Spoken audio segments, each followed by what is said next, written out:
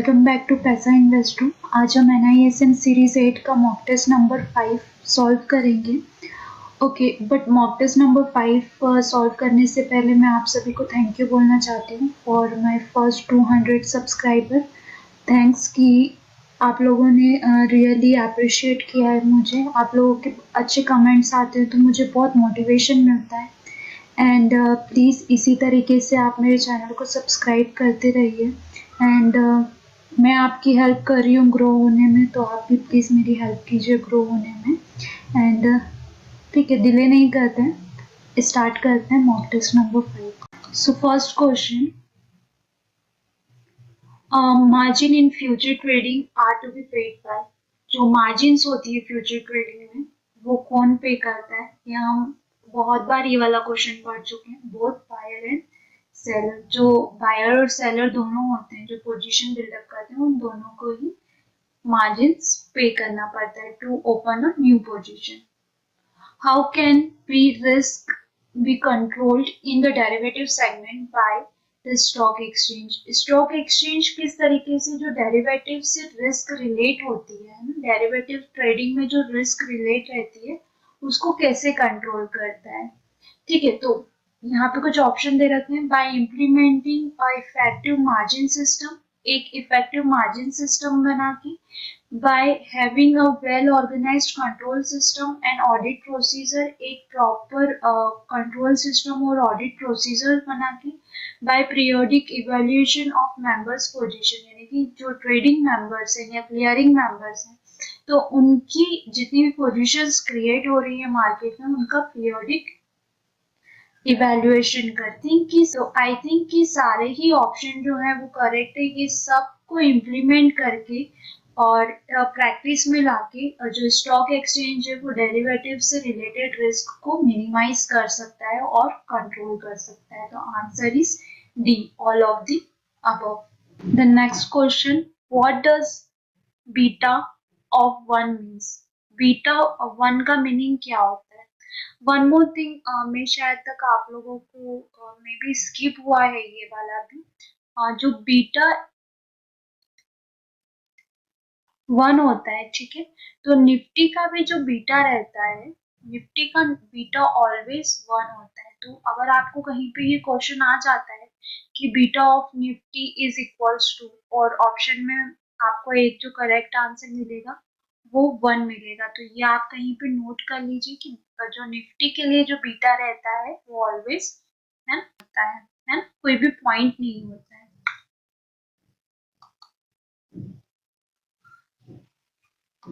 Okay, then हम question solve करते हैं। What does beta of one means? मतलब बीटा वन का मीनिंग क्या होता है? बीटा वन का मीनिंग सिंपल होता है कि जो परसेंटेज चेंज हुआ है स्टॉक पोर्टफोलियो में या स्टॉक प्राइस में वो इक्वल होता है percentage change in index. Okay, so अब ये फोर जो डेफिनेशंस, मतलब फोर जो ऑप्शंस दे रखे हैं हमको, इनमें से हम चेक करेंगे कि इसको कौन सा रिलेट करता है। तो फर्स्ट वन है, it means that the expected percentage in stock will be more than the percentage change in index. मतलब यहाँ पे बोल रहा है कि जो स्टॉक प्राइस में चेंज आएगा वो ज्यादा होगा इंडेक्स प्राइस के चेंज से। तो फर्स्ट वाला तो रॉन्ग हो जाता है ना, ये गलत है। Then second, it means that the expected percentage in stock price will be twice the percentage change in index. मतलब यहाँ पे ये बोल रहा है कि जो स्टॉक प्राइस रहेगा वो क्या रहेगा, 2x रहेगा परसेंटेज चेंज इन इंडेक्स के। दैट मीन्स ये वाला भी रॉन्ग है। Third one, it means that the expected percentage in stock price will be less than the percentage change in index। मतलब जो stock price में change आएगा वो कम होगा percentage change in index से। तो this one is also wrong। Last, it means that the expected percentage in stock price will be equal to the percentage change in index। यहाँ पे ये बोल रहा है कि जितना stock price में percentage change आएगा उतना ही इंडेक्स में परसेंटेज चेंज रहेगा। तो जो लास्ट वाला ऑप्शन है वो करेक्ट ऑप्शन है, answer D is correct. It means that the expected percentage in stock price will be equal to the percentage change in index, यानी कि बीटा 1 का मीनिंग क्या होता है कि परसेंटेज चेंज जो स्टॉक प्राइस रहेगा और जो इंडेक्स रहेगा वो इक्विवेलेंट रहेगा, इक्वल रहेगा। Because next question, a person has buy a position in stock, एक पर्सन जिसने कि स्टॉक में पोजीशन ली हुई है, how can he cover his long position in a stock, तो वो अपनी लॉन्ग पोजीशन कैसे कवर करेगा स्टॉक में, ठीक है।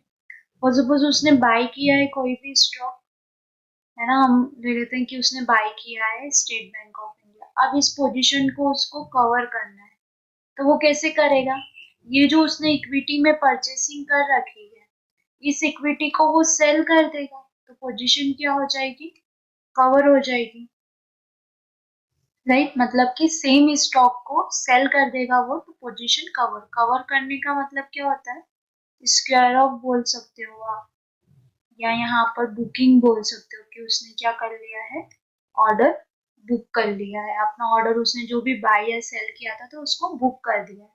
तो फर्स्ट ऑप्शन है by selling any security of equal quantity, जितना क्वांटिटी उसने इस स्टॉक का लिया था उतना ही क्वांटिटी किसी और सिक्योरिटी का ले देगा, मतलब उसने लिया एसबीआई था बट सेल कर सकता है वो कोई भी स्टॉक, मतलब वो PNB Punjab national bank sell कर देगा, तो पोजीशन कवर हो जाएगी, तो ये तो रॉन्ग है ना। Next, by selling any index stock of equal quantity, किसी भी इंडेक्स स्टॉक को सेल कर देगा सेम क्वांटिटी जितना उसने ये एसबीआई स्टॉक बाय किया था उतना, तो ये भी रॉन्ग है। Third one, by selling the same stock and the same quantity, जितनी क्वांटिटी उसने इस स्टॉक की ली थी तो सेम क्वांटिटी और सेम स्टॉक को विद सेम क्वांटिटी वो सेल कर देगा, तो वो पोजीशन कवर हो जाएगी, तो ये आंसर ट्रू है कि ये जितना जो भी उसने स्टॉक परचेस किया था इसी को ये सेल करेगा और विद सेम क्वांटिटी, मतलब ये तो ऑब्वियस है कि क्वांटिटी जो रहेगा वो सेम ही रहेगा, जितना उसने यहाँ पर अगर 100 क्वांटिटी बाय किया है तो 100 ही उसको सेल करना पड़ेगा, तो पोजीशन उसका कवर हो जाएगा। फोर्थ भी हम पढ़ लेते हैं, by selling any group stock of equal quantity, किसी भी ग्रुप ऑफ स्टॉक को सेल कर देगा सेम इक्वल क्वांटिटी का, तो भी कवर हो जाएगी पोजीशन, तो ये भी रॉन्ग है। अगर आपको पोजीशन कवर करनी है तो आपको सेम स्टॉक और सेम क्वांटिटी को सेल करना होगा, देन ओनली आपका सेम पोजीशन कवर होगा। अगर यहाँ पे फॉर सपोज हमसे हेज के लिए पूछा होता तो फिर हम क्या बोलते कि वो इंडेक्स को सेल करेगा, बट यहाँ पर कवर करने के लिए पूछा था, तो that's why selling the same stock and same quantity. Okay, next question. Knitting is the process by which a future contract is terminated by a transaction that is equal and opposite to the original transaction. State true or false. अब देखिए ये बहुत like simple है ना, but इसके अंदर जो language use की है वो थोड़ी सी डिफरेंट लैंग्वेज यूज की है। तो सबसे पहले तो आपको नीटिंग का मीनिंग पता होना चाहिए कि नीटिंग का मीनिंग क्या होता है, या फिर मोस्ट प्रोबेबल वर्ड यहाँ पर यूज किया जाता है knitting of. Okay, so knitting of का मीनिंग क्या होता है या नीटिंग का मीनिंग क्या होता है, नीटिंग का मतलब ये होता है कि कोई पार्टी ए है ना, और कोई पार्टी बी है, ठीक है। पार्टी ए ने बाय किया है पोजीशन और पार्टी बी ने सेल किया है पोजीशन, तो हम इन दोनों की पोजीशन को क्या कर देते हैं, आपस में नीट ऑफ कर देते हैं। नीट ऑफ करने का मतलब कि हम इन दोनों की पोजीशन को ये मानते हैं कि ये वन ट्रेड क्लोज हो चुका है ना। बट ऐसा स्टॉक मार्केट में अलाउ नहीं है, neat off kind of condition आप नहीं लेके चल सकते हो। ऑलवेज आपको ये नंबर ऑफ पोजीशन, जो भी पार्टी ए की पोजीशन है वो अगर उन्होंने बाय किया है, तो जब पार्टी ए सेल करेगी तो देन ओनली आप इसको कंसीडर करोगे वन ट्रेड, है ना। और अगर कोई पार्टी बी है जिन्होंने पहले सेल की है पोजीशन और वो वापस से अपनी पोजीशन को बाय करती है, तो देन आप इस पोजीशन को कंसीडर करोगे as a one trade. As a complete trade और स्क्वायर ऑफ पोजीशन, है ना। तो आप ये दो अलग अलग पार्टीज की पोजीशंस को नीट ऑफ नहीं कर सकते हो। यहाँ पे क्या दे रखा है कि netting is the process by which a future contract is terminated by the transaction that is equal and opposite to the original transaction. मतलब जो भी ट्रांजेक्शन हुआ है ना, आप उसको टर्मिनेट कर देते हो उसके साथ का जो इक्वल ट्रांजेक्शन रहेगा। मतलब किसी पार्टी ए ने बाय किया है और किसी पार्टी बी ने सेल किया है, तो ये दोनों अगर इक्वल ट्रांजेक्शन है, मतलब यहाँ पे भी 500 क्वांटिटी बाय हुई है, यहाँ पे 500 क्वांटिटी सेल हुई है, रिलायंस के स्टॉक पे हुआ है, रिलायंस के स्टॉक पे हुआ है, तो आप इन दोनों को आपस में नीट कर दोगे। तो सबसे पहला तो ये फर्स्ट लाइन ही गलत है कि फ्यूचर कॉन्ट्रैक्ट में नीटिंग प्रोसेस यूज नहीं की जाती है, नॉट इन यूज, इसको यूज में नहीं लिया जाता है ना, तो ये क्या हो जाएगा, फॉल्स। और अगर आपको कंप्लीट मीनिंग समझना है तो जो दो पार्टीज रहती है अलग अलग, उनकी आपस की पोजीशन को नीट ऑफ कर दिया जाता है आपस में, उसको क्या समझ लिया जाता है कि ये एक ट्रेड कंसीडर कर लिया जाता है। तो ऐसा कुछ फ्यूचर कॉन्ट्रैक्ट में नहीं करते हैं। पार्टीज ए के कॉन्ट्रैक्ट सेपरेट रहेंगे, पार्टी बी के कॉन्ट्रैक्ट सेपरेट रहेंगे और उनसे उसके अकॉर्डिंगली इनिशियल मार्जिन लिया जाएगा। अगर पार्टी ए बाय करती है तो पार्टी ए को ही अपनी position same quantity same stock sell करना पड़ेगा, then we consider this as a complete trade और स्क्वायर ऑफ पोजीशन। और सिमिलरली पार्टी बी यदि सेल करती है फर्स्ट, तो पार्टी बी को ही सेम स्टॉक और सेम क्वांटिटी बाय करनी पड़ेगी, then we consider this as a one trade or a complete trade और square of position। ठीक है, तो needed of का kind of कुछ फ्यूचर कॉन्ट्रैक्ट में कंसीडर नहीं किया जाता है। Okay, next question, the seller or writer of an option is required to pay initial margin for entering into the option contract where in this shown in the balance sheet। अब जो option seller या writer रहता है उसको initial margin required होती है अगर वो ऑप्शन कॉन्ट्रैक्ट में एंटर करना चाहता है तो दिस ये पूरा स्टेटमेंट तो ट्रू है कि हाँ उसको इनिशियल मार्जिन अट्रैक्ट होता है, ऑप्शन राइटर को वो इनिशियल मार्जिन पे करता है, then only he put the position और he take the position. Where is this shown in the balance sheet, तो बैलेंस शीट में ये जो सेल किया है ऑप्शन को कहाँ पे शो कर दिए, under current asset, under liabilities, current liabilities, fixed asset और फिक्स्ड लाइबिलिटी। अब सबसे फर्स्ट ये जो इनिशियल मार्जिन पे किया है ना, तो ये इनिशियल मार्जिन वो कितना पे करता है, जितना फ्यूचर में मार्जिन लगता है उतना। ठीक है, अब फॉर सपोज हमने एक चीज पढ़ी थी कि जो ऑप्शन राइटर रहता है वो प्रीमियम को रिसीव करता है,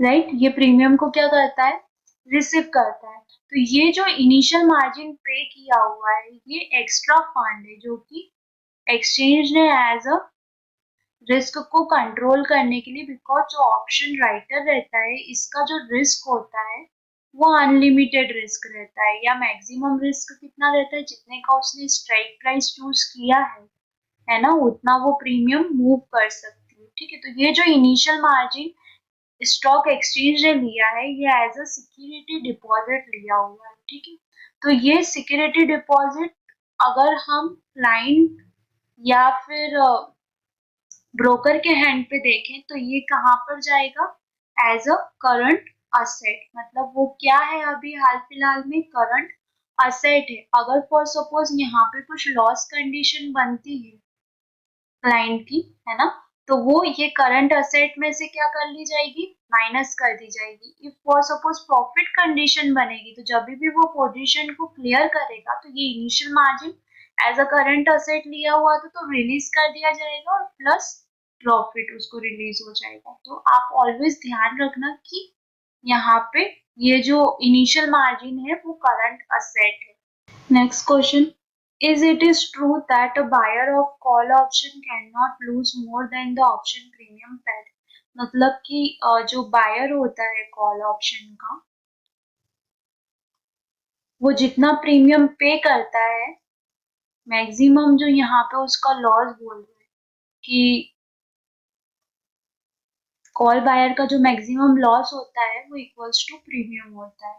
तो ये किस true only for European, American, true for all type of option और false for all type of option. तो ये जो बायर होता है, बायर के लिए ये ऑल टाइप ऑफ ऑप्शन के लिए ट्रू स्टेटमेंट है। Not even call option, even अगर यहाँ पे पुट ऑप्शन भी लिखा हुआ आ जाता है तो जो मैक्सिमम लॉस होता है बायर ऑफ पुट ऑप्शन और कॉल ऑप्शन, उनको मैक्सिमम जितना उन्होंने प्रीमियम पे किया है बस उतना ही लॉस होगा, इससे ज्यादा लॉस नहीं हो सकता है। Next question. Each investor who wish to trade in the derivative segment is required to satisfy minimum net worth condition. State true or false.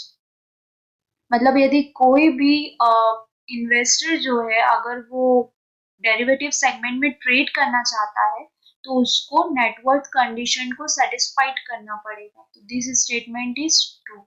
अगर कोई भी इन्वेस्टर अपना डेरिवेटिव सेगमेंट स्टार्ट करना चाहता है ट्रेडिंग के लिए, ठीक है, अगर आप लोगों का डीमैट अकाउंट होगा तो आपको ये चीज पता होगी कि अगर हम हमारे ब्रोकर को बोलते हैं कि हमको डेरिवेटिव स्टार्ट करना है तो ब्रोकर बोलता है कि सर आपका पैन कार्ड, आपकी 6 मंथ बैंक स्टेटमेंट और आपकी सैलरी स्लिप लेटेस्ट मंथ की और आईटीआर, इन तीनों में से आप किसी भी एक चीज की कॉपी मुझे भेज दीजिए, प्लस उनका कुछ एक्टिवेशन फॉर्म होता है। तो वो आजकल थोड़ा सा डिफरेंट हो गया है, ओटीपी बेस पे प्रोसेस कर दिया जाता है और डेरिवेटिव सेगमेंट स्टार्ट हो जाता है।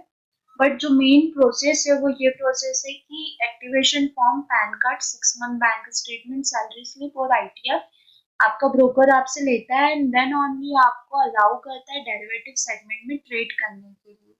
अगर आप इनमें से कोई भी चीज नहीं देते हैं या फिर फुलफिल नहीं कर पाते हैं तो आप डेरिवेटिव्स में एक्टिव नहीं हो सकते हैं एज अ इन्वेस्टर, आप वहां पर ट्रेड नहीं कर सकते। अब यहाँ पे क्या कोई मिनिमम इनकम की रिक्वायरमेंट होती है? नहीं, ऐसी कोई रिक्वायरमेंट नहीं है कि मिनिमम आपकी ईयरली 1 लाख की या 2 लाख या 3 लाख, ऐसा कोई मिनिमम रिक्वायरमेंट नहीं है। आपकी कितनी भी इनकम रहने दीजिए, आपकी 10,000 रुपये सालाना इनकम रहने दीजिए, उससे उनको कोई लेना देना नहीं है। बट आपका पैन नंबर एक्चुअल होना चाहिए। अगर आपका पैन नहीं है तो without PAN you are not allowed to do derivative trading. Okay, next question. The minimum net worth for clearing member of the derivative clearing corporation house shall be. तो minimum net worth कितना होना चाहिए एक clearing member के लिए? तो ये आपको बिल्कुल क्या बोलना चाहिए कि रट लेना है या कहीं पर नोट डाउन कर लीजिए कि ये होता है 3 करोड़ और 300 लाख। ठीक है, ये वाला क्वेश्चन आता ही आता है। तो मिनिमम नेटवर्थ क्लियरिंग मेंबर का, हाँ, ट्रेडिंग मेंबर का नहीं, ट्रेडिंग मेंबर की बात नहीं की जा रही है यहाँ पे। ट्रेडिंग मेंबर का आई थिंक 100 लाख 1 करोड़ का होता है, मे बी, मुझे अभी ध्यान अच्छे से याद नहीं है, बट उतना ही होता है। 100 लाख 1 करोड़, यस, इतना ही होता है। बट यहाँ पे क्लियरिंग मेंबर का पूछा है तो उनका होता है 3 करोड़ और 300 लाख। तो आई थिंक यहाँ पर कोई भी नहीं है ऑप्शन में, तो नॉन ऑफ दी अबव आएगा।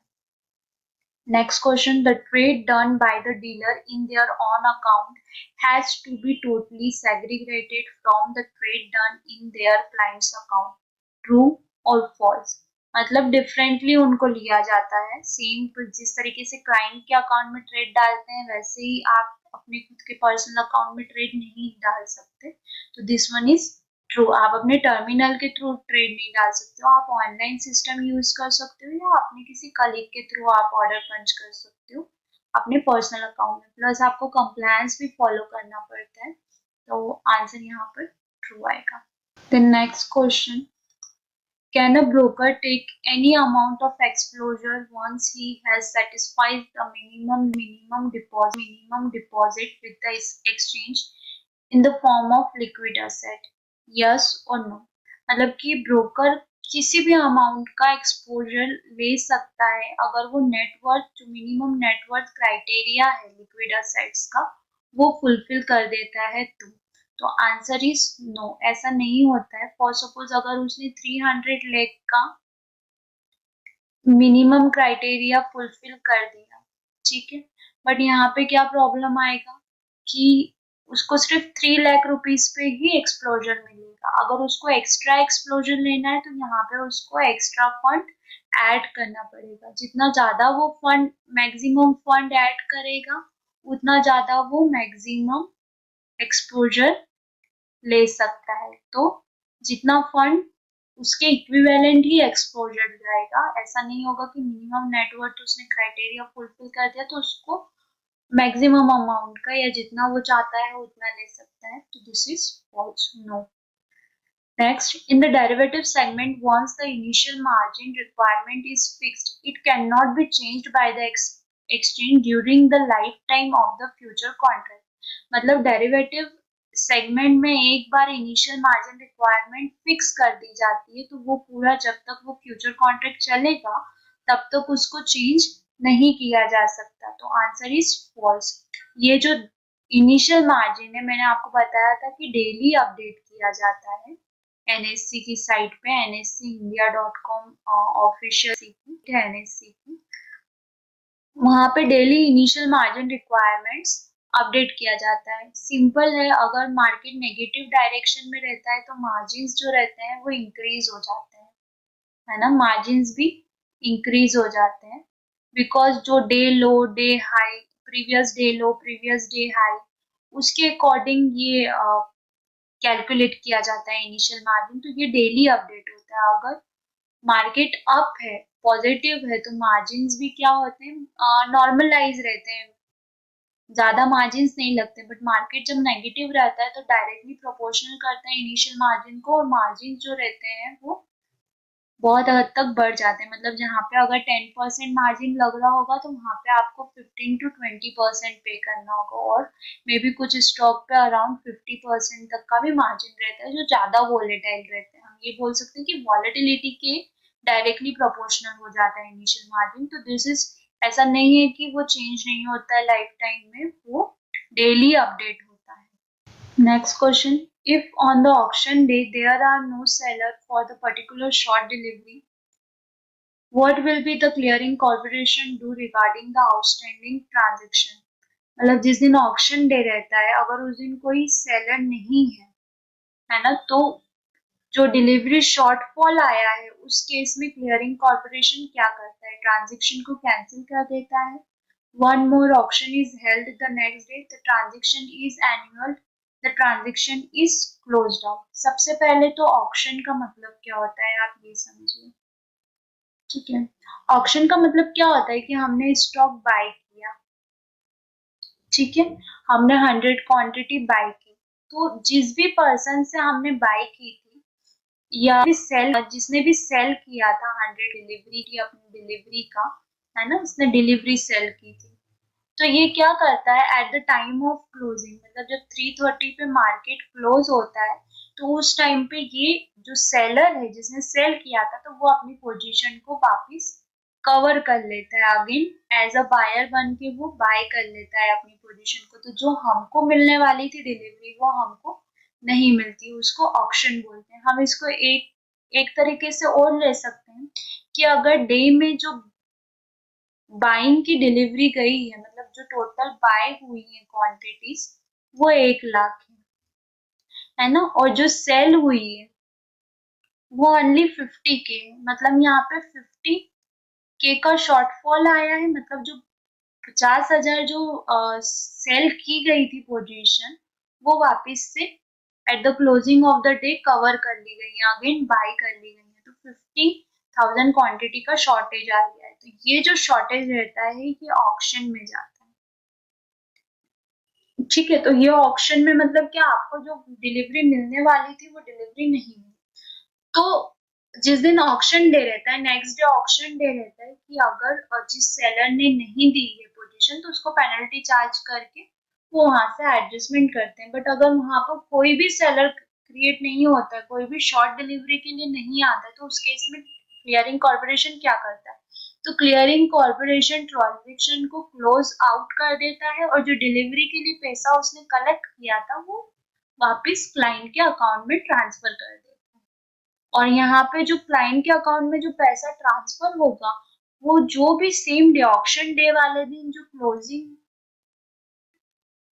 जो भी क्लोजिंग प्राइस रहेगा उसके बेसिस पे, फॉर सपोज ये आपने 1000 रुपए पे बाय किया था, है ना, और 1050 पे क्लोजिंग होता है ऑक्शन डे के दिन, तो आपको जो फंड रिसीव होगा वो 1050 रुपीज के अकॉर्डिंग रिसीव होगा।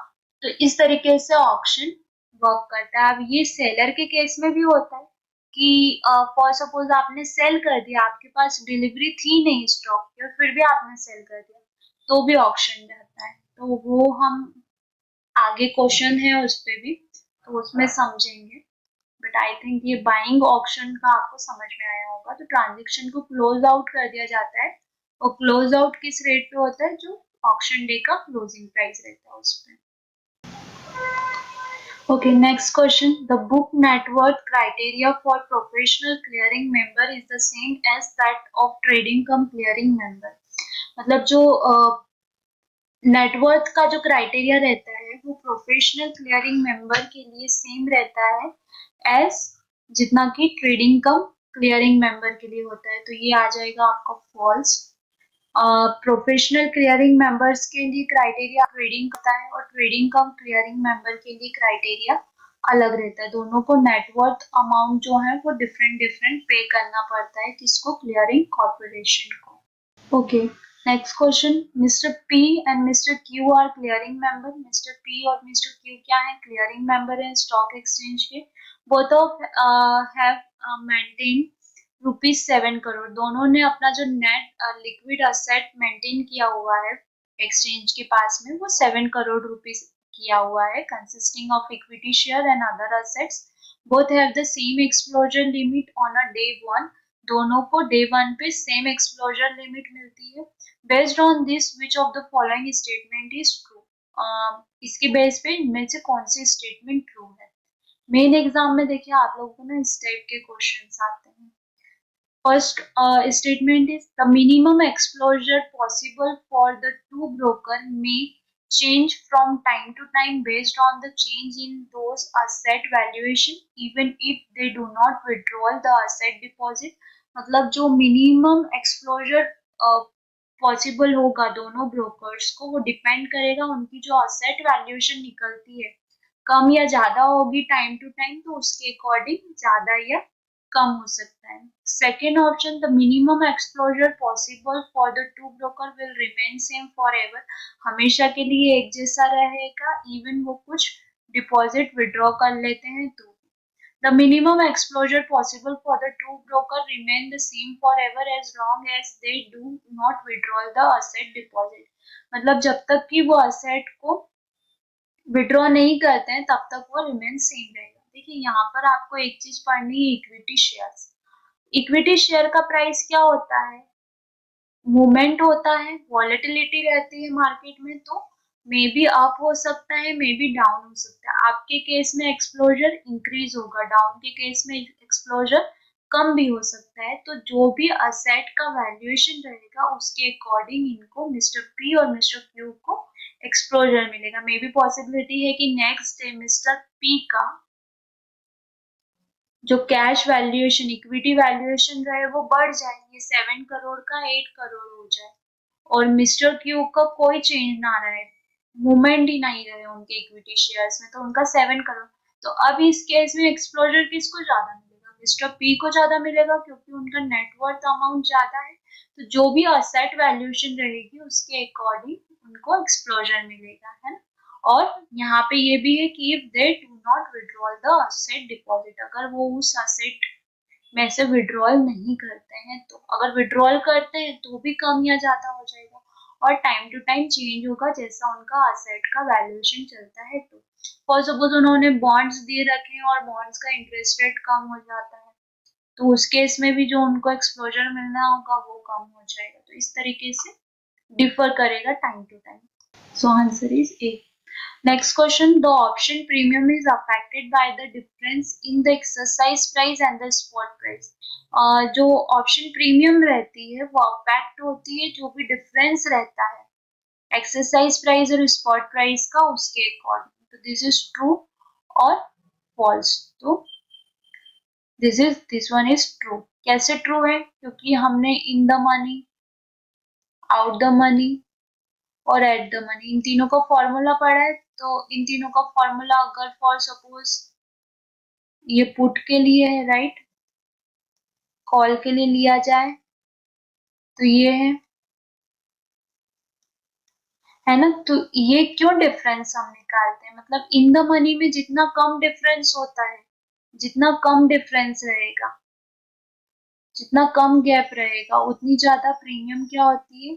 इंक्रीज होती चली जाती है ना. और अगर इन द मनी की condition complete in the money की कंडीशन आती है तो प्रीमियम और इंक्रीज हो जाती है. उसी तरीके से ओटीएम का भी रहता है. जितना ज्यादा जो डिफरेंस है वो बढ़ता चला जाता है, जितना ज्यादा डिफरेंस बढ़ेगा उतनी ज्यादा प्रीमियम की प्राइस क्या होता है? कम होता चला जाता है. या जितना ज्यादा कम होता चला जाएगा, गैप कम होगा, गैप डिक्रीज होगा, उतना ज्यादा प्रीमियम क्या होगी?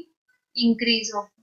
और एट द मनी में तो इक्विवेलेंट कंडीशन आती है, तो बहुत रेयर आ पाती है वाली कंडीशन. बट ये दो कंडीशन आपको ध्यान रखनी. तो आंसर इज ट्रू. वो जो डिफरेंस रहता है वो कहीं ना कहीं ऑप्शन की प्रीमियम को अफेक्ट करता है, may be in positive direction और may be in negative direction. Next question. In derivative exchange, the exposure amount possible for each member broker is linked to the amount of deposit margin capped by the member with the clearing house. जो एक्सप्लोजर रहता है derivative exchange में वो directly किससे link होता है? जो भी अमाउंट वो डिपॉजिट करते हैं क्लियरिंग हाउस में, तो क्लियरिंग कॉर्पोरेशन के पास. Answer is true. हमने इससे पहले ही एक क्वेश्चन किया था जिसमें कि हमने एक्सप्लोजर डिसाइड करा था मिस्टर पी और मिस्टर क्यू का. तो वो किसके बेसिस पे? उन्होंने जो नेटवर्क दिया हुआ है उसके बेसिस पे, राइट. तो वो जितना भी डिपॉजिट करते हैं अमाउंट उस पे ही एक्सप्लोजर डिपेंड करता है. Next question, the foreign exchange can be part of liquid asset. Foreign exchange जो है वो लिक्विड असेट के पार्ट होते हैं. False. Answer is false. Foreign exchange liquid asset में नहीं आते. लिक्विड असेट में कौन कौन आते हैं? बैंक गारंटी आती है, कैश आता है और कैश इक्विवेलेंट आता है, इक्विटी आती है. ठीक है. तो ये सारी चीजें जो रहेंगी, या फिर गवर्नमेंट सिक्योरिटीज हो गए, ये सब लिक्विड असेट्स में आते हैं. But foreign exchange liquid asset में नहीं आता है. Next, in respect of margin account, what will be done if the price of the future contract increases? अगर मार्जिन अकाउंट के रिस्पेक्ट में फ्यूचर प्राइस इंक्रीज होता है तो क्या होगा? तो यहाँ पर दो कंडीशन क्रिएट होंगी. ठीक है. अगर बायर है और प्राइस इंक्रीज हो रहा है, that means profit condition create हो रही है. अगर सेलर है, ठीक है, और प्राइस इंक्रीज हो रहा है, दैट मीन्स की लॉस कंडीशन क्रिएट हो रही है. तो पहले हम ऑप्शन पढ़ लेते हैं. The margin account of the seller of the future will be debited for the gain. अभी जो सेलर का अकाउंट रहेगा मार्जिन अकाउंट, उसमें से डेबिट कर लिया जाएगा गेन. तो गेन डेबिट नहीं होगा, क्या डेबिट होगा यहाँ पर? Loss, right. तो स्टेटमेंट रॉन्ग है. सेंटेंस सही है, डेबिट सही है, बट स्टेटमेंट रॉन्ग है. लॉस डेबिट होगा वहां से. The margin account of the buyer of the future will be credited for gain. मतलब कि जो भी मार्जिन अकाउंट रहेगा बायर का उसमें गेन को क्रेडिट कर दिया जाएगा, प्रॉफिट क्रेडिट कर दिया जाएगा. तो ये वाला स्टेटमेंट करंट है. मोस्ट प्रोबेबली क्या टिक करके आएंगे? बोथ 1 and 2, क्योंकि यहाँ पे डेबिट यहाँ पे क्रेडिट, मतलब दोनों सही है. बट यहाँ पर ये गेन रॉन्ग यूज किया गया है. लॉस होता तो देन आंसर होता both 1 and 2. Next question, a person who provide two way quotes for various stock is known as. जो टू वेज कोड प्रोवाइड करता है, टू वेज कोड मतलब यहाँ पे टू वेज कोट का मतलब क्या हो गया, बाय प्राइस और सेल प्राइस। तो जो ये प्रोवाइड करता है उसको क्या बोला जाता है, मार्केट मेकर बोला जाता है या फिर पार्टिसिपेंट बोला जाता है, मार्केट पार्टिसिपेंट। ठीक है, next question, derivative broker dealer are expected to know their client and to exercise care at the sure that the derivative product being sold by them to a particular client is suitable to his understanding and financial capabilities।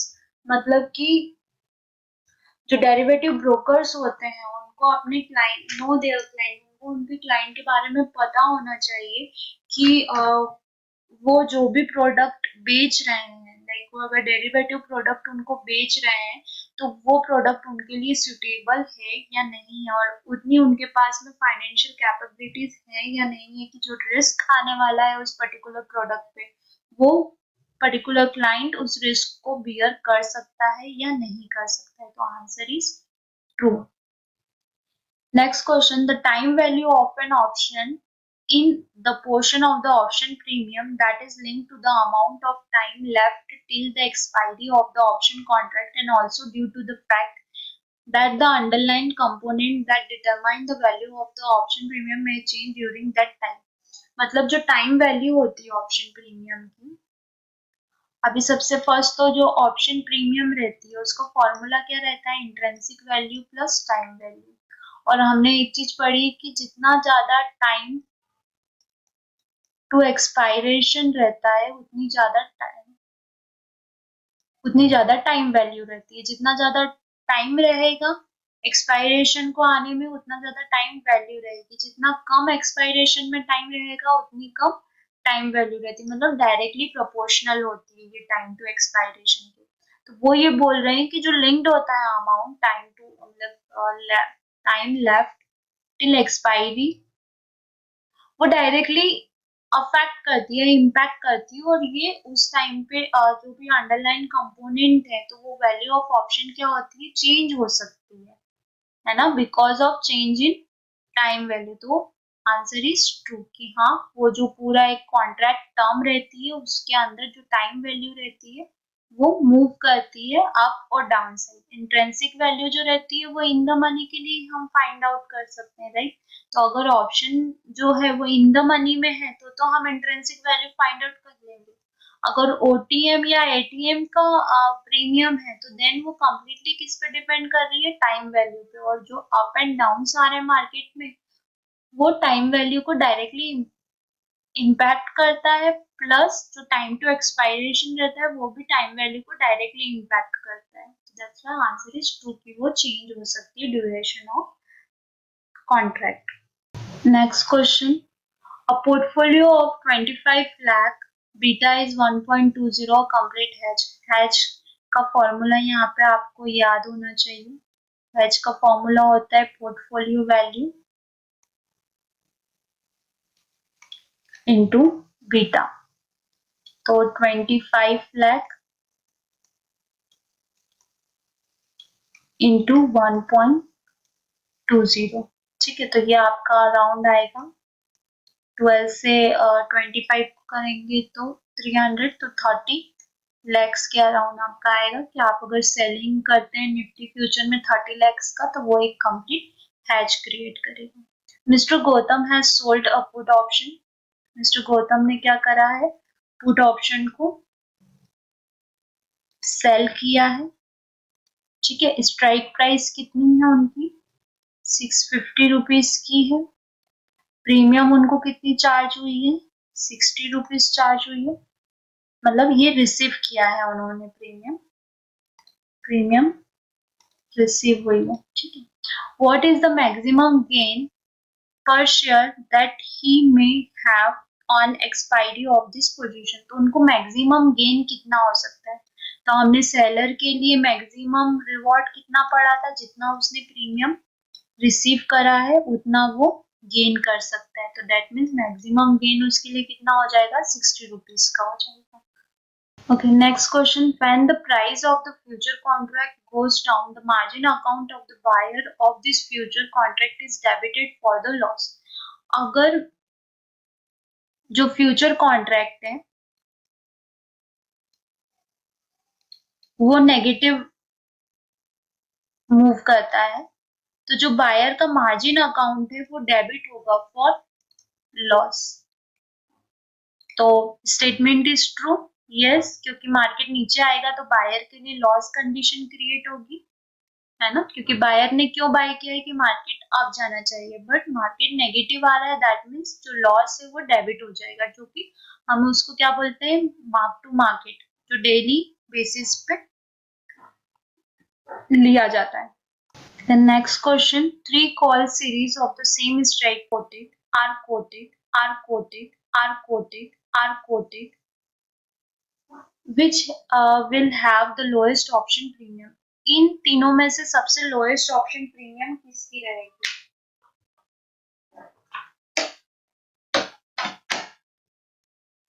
Okay, सो जिसकी सबसे जो दूर की expiry रहेगी उसकी सबसे ज्यादा premium होगी, जिसकी सबसे नजदीक की एक्सपायरी रहेगी उसकी सबसे कम प्रीमियम होगी। तो ऑब्वियसली सबसे फर्स्ट एक्सपायर कौन होगा? जून कॉन्ट्रैक्ट, तो इसलिए सबसे लोएस्ट प्रीमियम जून की।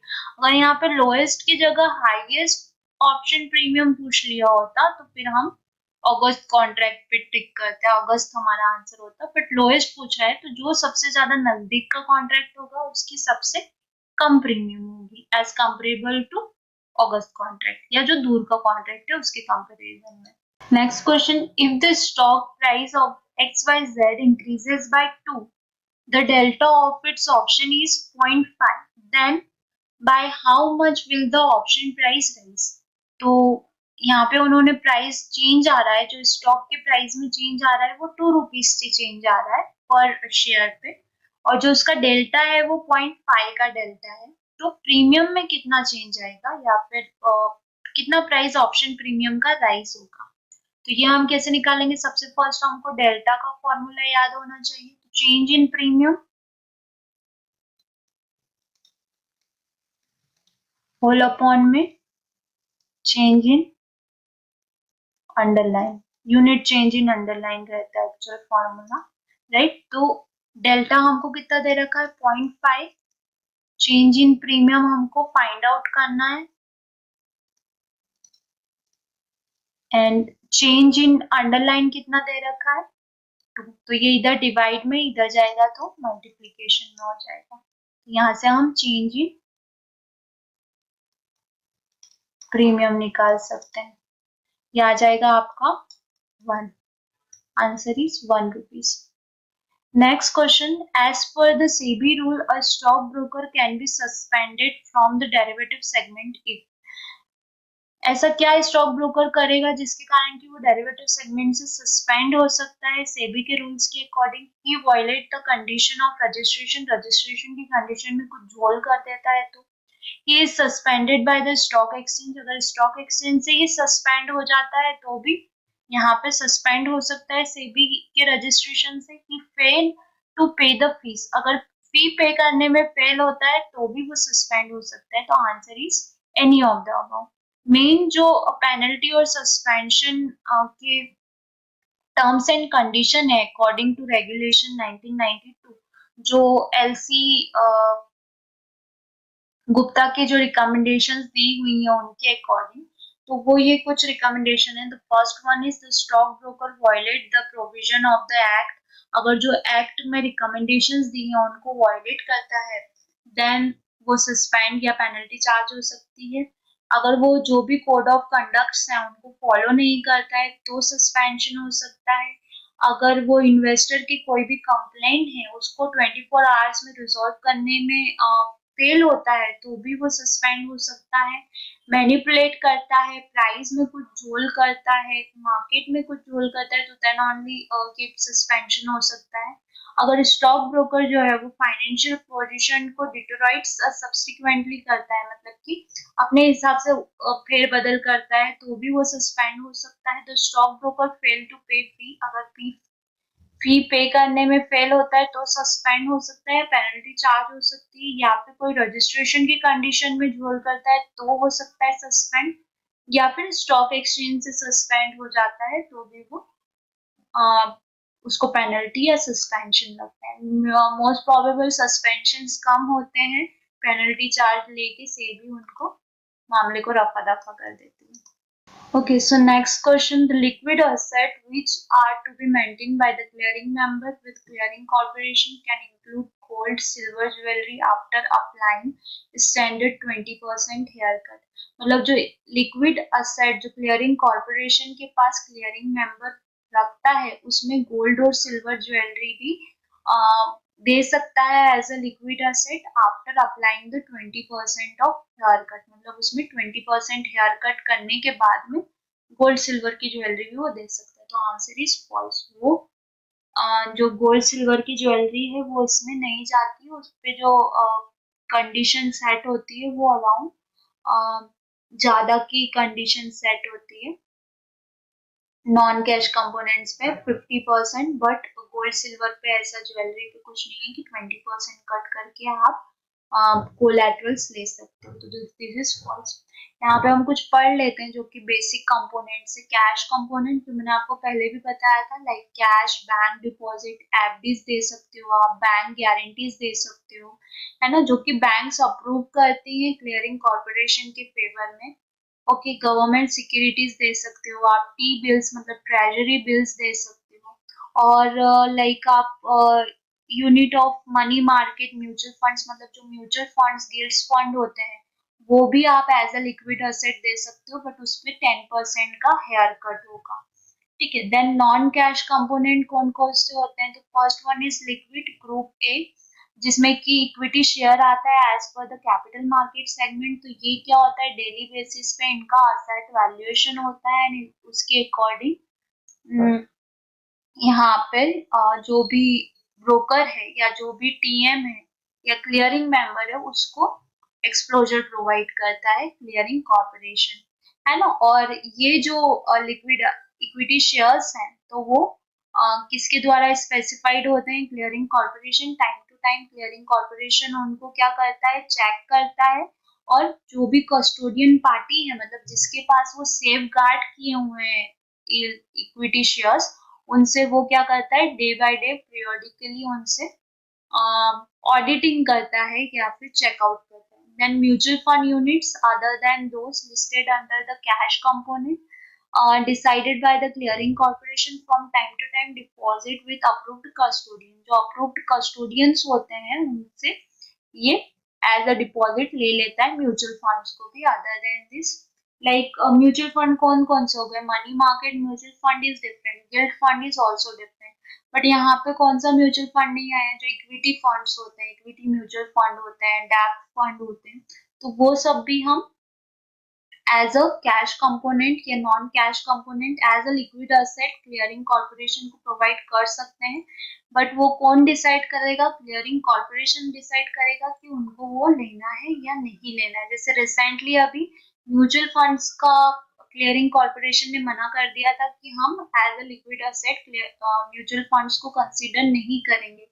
तो मार्केट में एक फॉल आया था, करेक्शन हुआ था मार्केट में, बिकॉज ब्रोकर की पोजीशंस जो थी जिन्होंने as a liquid asset provide किए हुए थे वो पोजीशंस कट हो गई थी, बिकॉज यहाँ से उनका एक्सप्लोजर कम हो गया था।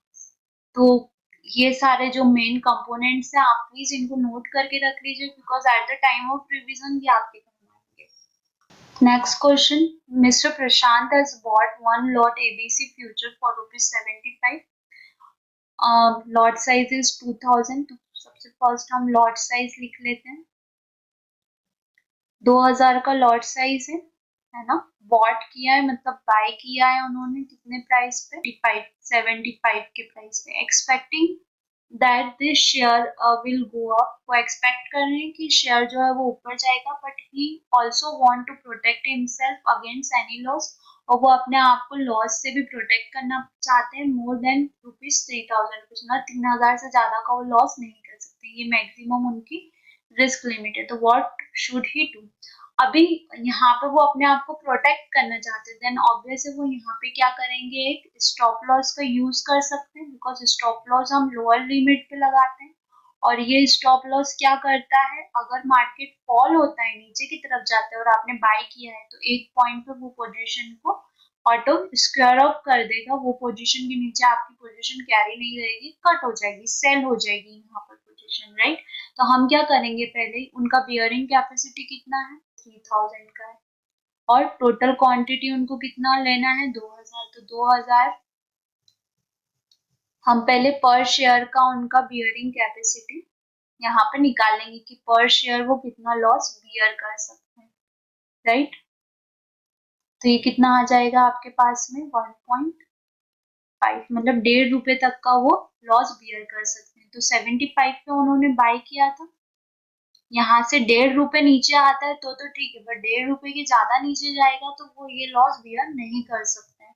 तो हम क्या करेंगे, 75 माइनस 1.5, मतलब कितना हो जाएगा, 73.5, मतलब उनको क्या करना पड़ेगा, एक स्टॉप लॉस पुट करना पड़ेगा, किस प्राइस पे, 73.5 के प्राइस पे। तो put a stop loss sell order of 74, तो ये वाला तो नहीं है, then put order stop loss sell order of 73.5 का आंसर इज, इससे को जस्ट 1 रुपया अबव का आपको ध्यान रखना है कि अगर आपने बाय किया है तो स्टॉप लॉस जो लगेगा वो इस बाय रेट के बिलो लगेगा, ऑलवेज स्टॉप लॉस जो रहेगा वो बाय प्राइस से छोटा रहेगा। और अगर सेल किया है तो जो स्टॉप लॉस रहेगा वो सेल प्राइस से बड़ा रहेगा, ऊपर के लेवल में, मतलब जहां पे हमारी लॉस कंडीशन बनती है वहां पे हम स्टॉप लॉस लगाएंगे, वहां पे हम हमारे लॉस को क्या कर रहे हैं, स्टॉप कर रहे हैं, रोक रहे हैं कि इससे ज्यादा लॉस नहीं होना चाहिए। प्लस सेम बाय के लिए जहां पे भी हमारी लॉस कंडीशन क्रिएट हो रही है, डाउन साइड में लॉस कंडीशन क्रिएट होगी, तो हम इस लॉस को क्या कर रहे हैं, स्टॉप कर रहे हैं, रोक रहे हैं कि इससे नीचे लॉस नहीं जाना चाहिए। तो ऑलवेज ध्यान रखना, अगर बाय है तो माइनस करोगे, अगर सेल है तो प्लस करोगे पोजीशन को। तो 73.5 पे स्टॉप लॉस वो पुट करेंगे, ठीक है। Okay, so thank you for watching. Actually ये वाला जो मॉक टेस्ट था ये अच्छा था, इसकी लैंग्वेज भी अच्छी थी, और इसी तरीके के क्वेश्चंस एग्जाम में आते हैं, थोड़े घुमा फिरा के आते हैं, बट आपको ध्यान रखना है, ठीक है। And all the best for your exams. And अगर आप मेरे चैनल पर नए हैं तो प्लीज चैनल को सब्सक्राइब कीजिए एंड बेल आइकन को हिट कीजिए, सो दैट कि आपको न्यू वीडियो का नोटिफिकेशन मिल जाए मैं जब भी अपलोड करूँ तब। एंड अगर आपको वीडियो पसंद आया है तो प्लीज वीडियो को लाइक एंड शेयर जरूर कीजिए। Thank you.